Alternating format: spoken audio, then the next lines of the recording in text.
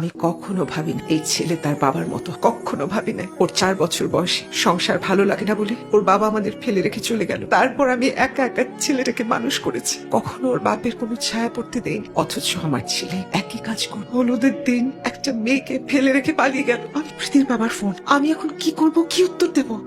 আমি খুবই লজ্জিত। আমি জানি আপনার কোনো প্রশ্নের উত্তর দেওয়ার আমার কোনো মুখ নেই। আমার ছেলের কারণে আপনাদের সবাইকে ভীষণ একটা অপমানের মধ্যে পড়তে হয়েছে, কিন্তু আল্লাহর ওয়াস্তে বিশ্বাস করো, গুণাক্ষরে আমি ভাবতে পারিনি আমার ছেলে এমন করবে। মাফ চাওয়ার মতো কোনো যোগ্যতাই আমার নাই। আমি আরে শান্ত, খুব সরি। আমার কি উচিত না ছেলেকে ডেকে এনে পায়ের তলায় পিষে ফেলা?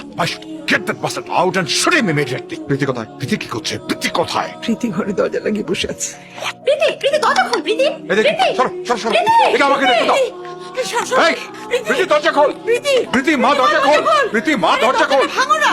এই কি নিয়ে চলো যাও। প্রীতি দরজা ভেঙে ফেলো আমাকে। দরজা খোল মা।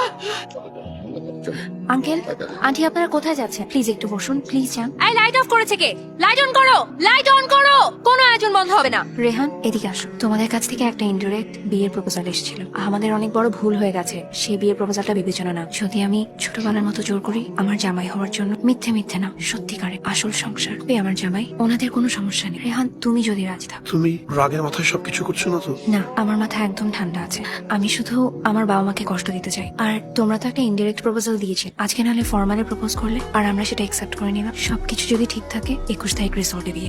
21 তারিখ? প্লিজ রেহান। ওকে। নিজের ইচ্ছে করে দেখলাম বাবা, এই ফল হলো। আজকে থেকে সবকিছু তোমার ইচ্ছে মতো হবে। I promise. সবকিছু তুমি যেভাবে চাও সবকিছু তোমার ইচ্ছে মতো। Great decision বেটা।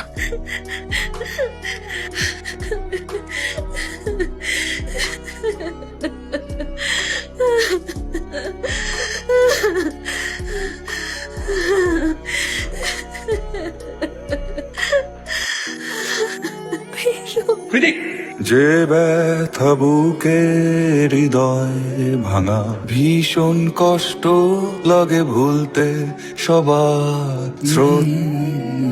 এই রবিনের মতো লুচ্চার কথা তুই শুনলি? তুই জানোস না রবিন কেমন? 2 বছর আগে ওর বসের সাথে মরিশাস গিয়ে ধরা খাইছিল ওর কলিগদের কাছে। জানোস ওটা ভালো ছিল বলে 2 বছর সংসার করছে, নয়তো 3 দিনের মাথায় ডিভোর্স হয়ে যায় ওর। আর তুই ওর কথা শুই না? তুই যে কি করছিস তুই নিজেও জানিস না। এখানে আসার পরের দিনে আমি জানি আমি কি করছি। এই ম্যানেজার আর ম্যানেজারের বউকে দেখে আমার সব হিসেব আলো গেছে দোস্ত। তুই একটা মানুষ, কত অল্প পেয়ে, কত সামান্য পেয়ে এত হ্যাপি থাকে কেমন করে? তাহলে কক্সবাজার এখানে এসে থাকলি কেন কটা দিন?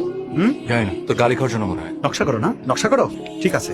নে তোর নকশার রেজাল্ট দেখ দেখ দেখ। মানে কি? রিহান কোত্থেকে আসলো? প্রকৃতি নিয়মে আসছে। প্রকৃতি শূন্যস্থান রাখে না বেশি। প্রীতি রাজি এটাতে? প্রীতি সব ঠিক করছে, 21 তারিখেই ও বিয়ে করবে। অসম্ভব। কেন? সবকিছু তো রেডি আছে, family ready, guest ready, resort ready, খালি আবির আউট আর রেহান ইন। বাস ছাড়। তোর এই সেন্স অফ পসেসিভনেস আগে কোথায় ছিল? হ্যাঁ, অন্য কেউ ঢুকছে আর এখন তোমার টনক নড়ছে, তাই না? এই শাস্তি তোর পাওনা আছে। দোস্ত তুই এরকম করছিস কেন? আমি তোর বন্ধু নাকি? প্লিজ হেল্প মি দোস্ত। আমি কি করবো আমাকে বল না প্লিজ। তুই কি করবি আমি কি জানি? আসসালামু আলাইকুম স্যার। এটা কে লাগালো? স্যার জানি না স্যার, অফিস থেকে লাগাইছে স্যার। নামাও ওটা, নামাও। আপনারা সবাই অফিসে গিয়ে যোগাযোগ করেন স্যার। এইটা চেঞ্জ করার কথা বলা হয়নি? সরি, আমি চেঞ্জ করতে ভুলে গিয়েছিলাম। ইটস ওকে বাবা, ইটস ওকে। চলেন আমরা অফিসে গিয়ে কথা বলি। চলো।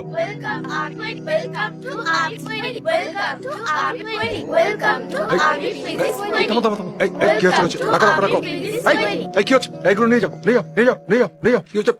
ম্যানেজার কোথায়? ম্যানেজার কই? স্যার আমি ম্যানেজার। কি হচ্ছে কি এসব? স্যার সবকিছু তো প্ল্যান অনুযায়ী হচ্ছে। ম্যাডাম নিজে প্ল্যান করে দিয়ে গেছেন সবকিছু। আমি তো ফোন করে আপনাকে বুকিং চেঞ্জ করতে স্যার বলেছি। আমরা চেঞ্জ করেছিলাম। সকালে ম্যাডামের ফিয়ান্সি এসে বললেন ওটা মিস আন্ডারস্ট্যান্ডিং ছিল, সবকিছু আগের মতোই হবে। কি আমি? না মানে আবির সাহেব, ওই যে পাগলাম করিস না। I will shoot you.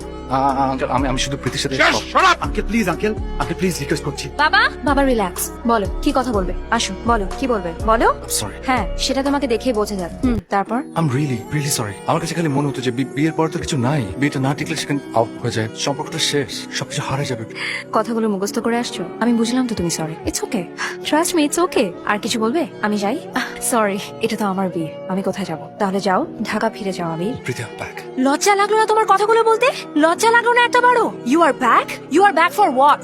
সংসার করবে?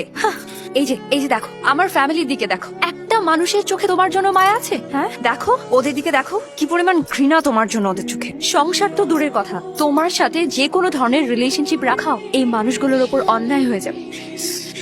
এখন ফ্ল্যাট বুকিং এর টাকার ভয়ে পালিয়েছো, বিয়ের পরে অন্য কিছুর প্রেসারে পালাবে তুমি আবির, তখন আমি কি করব? আবির প্লিজ যাও, জাস্ট লিভ। প্রীতি প্লিজ প্রীতি এই এই প্রীতি ভাগ, এই, বেরো। প্রীতি আমার কথা তুমি শুনো। বেরো। বাবা আঙ্কেল, Out, please. বাবা রিল্যাক্স Out. বাবা I রিল্যাক্স say out. বাবা রিল্যাক্স প্লিজ আঙ্কেল সব কিছু তোমার ইচ্ছে মতো হবে trust me Tell him to get out. Yes he will Out. He will come down আসো বের করে দেবো 1 ঘন্টার মধ্যে কিভাবে স্যার খাট ধাক্কা দিয়ে কিভাবে স্যার খাটটা ধরে ধাক্কা দিয়ে স্যার আপনি বুঝতে পারছেন না উনি অলরেডি রুমে উঠে গেছেন রেন্ট পে করেছেন হোল বুকিং কন্ট্রাক্টটা ওনার সাইন ওকে আপনি কন্ট্যাক্ট দেন আমি সই করে দিচ্ছি স্যার সে তো দেবেনি স্যার কিন্তু স্যার বিনা কারণে বিনা অপরাধে একজনকে রুম থেকে বের করে দিলে সোশ্যাল মিডিয়ায় ফেসবুকে কি না কি ভাইরাল হয়ে যাবে স্যার আমাদের প্রতিষ্ঠানের সুনাম অনেক ক্ষুণ্ণ হবে আর ওই হেড অফিসের মার্কেটিং ডিপার্টমেন্ট থেকে আমার উপর অনেক প্রেশার আসবে আমার চাকরিটা চলে যেতে পারে স্যার বিরাট অসুবিধার মধ্যে পড়ে যাবো স্যার স্যার স্যার একটা কাজ করলে কেমন হয় স্যার উনি ওই ওয়েডিং জোনের আশেপাশে না গেলেই তো হয় স্যার আমি ব্যবস্থা করবো স্যার উনি এদিকেই থাকবেন ওদিকে যাবেন না স্যার উনি থাকুক না এদিকে পোড়ামন না মানে স্যার আমি বলতে চাচ্ছি উনি থাকুক এদিকে আর আপনারা আরামসে বিয়েটা করে ফেলেন ওইদিকে তাহলেই তো কোনো প্রবলেম নেই স্যার তাই না স্যার আচ্ছা ওর চেক আউট কবে 22 তারিখ তার মানে বিয়ের দিন পর্যন্ত থাকছে এইদিকেই থাকবে এইদিকে থাকতে হবে নাহলে আমি ঘাড়ে ধাক্কা দিয়ে বের করে দেবো জাস্ট রিমেম্বার দিস ও যেন আমাদের ওয়েডিং জোনের ধারে কাছে না আসে তাহলে কিন্তু ঠিক আছে চলো যাই কোন লাইন? স্যার এই যে কালো সিঁড়ি এগুলো আপনি ক্রস করবেন না please please sir I beg you আপনি বিল্ডিং এর উপরে থাকবেন স্যার প্লিজ ওইদিকে যাবেন প্লিজ স্যার প্লিজ আচ্ছা ঠিক আছে। Thank you sir thanks